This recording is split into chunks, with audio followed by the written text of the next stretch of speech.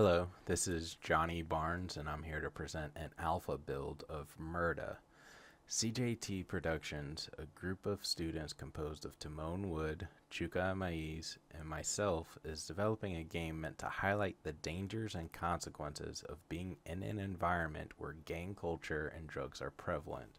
It's an adventure game set in the fictional city of Murta, where the player takes control of a black male teenager who will encounter gang violence, drugs, and general occurrences that are more common in an impoverished city.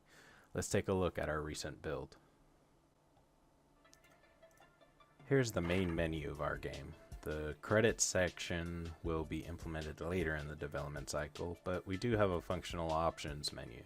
Here you can see the different resolution options, a full screen toggle, enabling shadows, and setting the volume to the music and sound effects. Once the game begins, we can even see that we've implemented a loading display when the game first starts.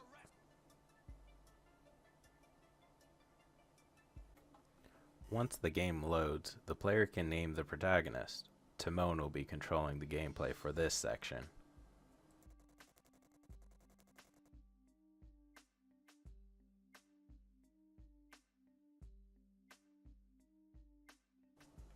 Here's the bulk of the game. As mentioned, the player will explore the city of Murta. For this alpha, all of the events will immediately be available for playtesting. In the final release, they will be available at certain times of the day and in certain areas. We even have a pedestrian system in place to give the city more life. Here is an example of one of our events. In this event, Ronnie, an old friend to the protagonist's deceased father, asks the player for some money. When questioned on what the money will be used for, he tells the player that he will use it to buy some ice, or otherwise known as cocaine. The player will have three choices for this event. He can give the money to Ronnie for the drugs, leave, or report him to the Murta Police Department. Each will have a significant impact on how Ronnie will react. For this playthrough, Timon decided to leave, which causes Ronnie to become highly upset and try to make the player feel guilty.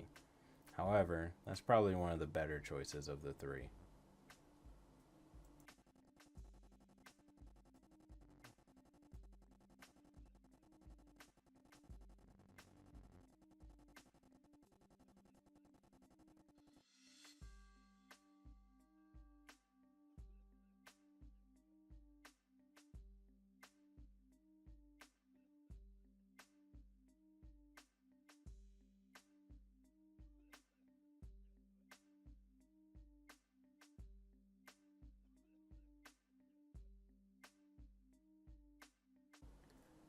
In certain situations, the player will come across people who will fight him.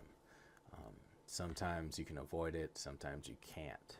In this situation, a thug who's a member of the local gang, the Riders, challenged the player because he didn't give him any money. We decided to have light RPG elements in the game as a means of determining how combat will flow. In the real world, people don't have health points to refer to, so you can only see the condition of each character. They'll be in one of three states: healthy, injured, or dying. The player will be able to recruit others to help him in these situations.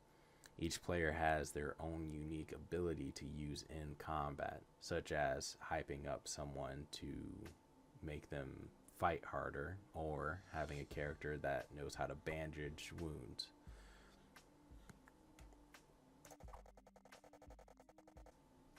Here's another example of an event.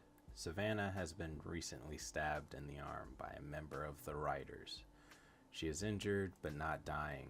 We wanted the player to react in some way to this type of event, so we gave him two choices: either chase down the attacker or to call 911.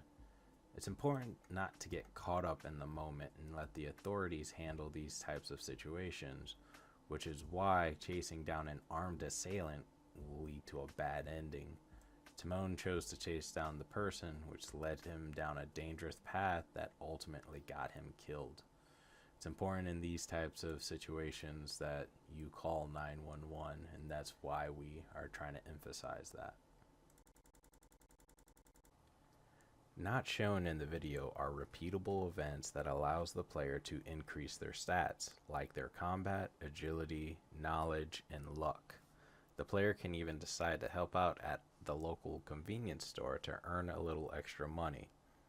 Also not shown was the intro event due to a game-breaking bug we have recently encountered. This intro event involves the player being in a tragic accident which prompts them to explore and bring the riders to justice. Through these events, the player will be able to aid the authorities so that they can find and lock up the rider's leader. We intend on fleshing out 10 events before releasing the game. The player will have 3 days to either confront the gang leader or aid the police into finding him. Each day will have a morning, evening, and nighttime event. If the player doesn't manage to find the gang leader or has not helped out the police enough, then the gang leader will flee to another city and it will be game over. Over the next month, we will implement more events and polish the game. We want to make sure that each decision has a learning outcome from both good and bad choices. I hope you enjoyed the Murta alpha demo. The game will be playable on April 24th. You can check out our progress on the website shown. Thank you.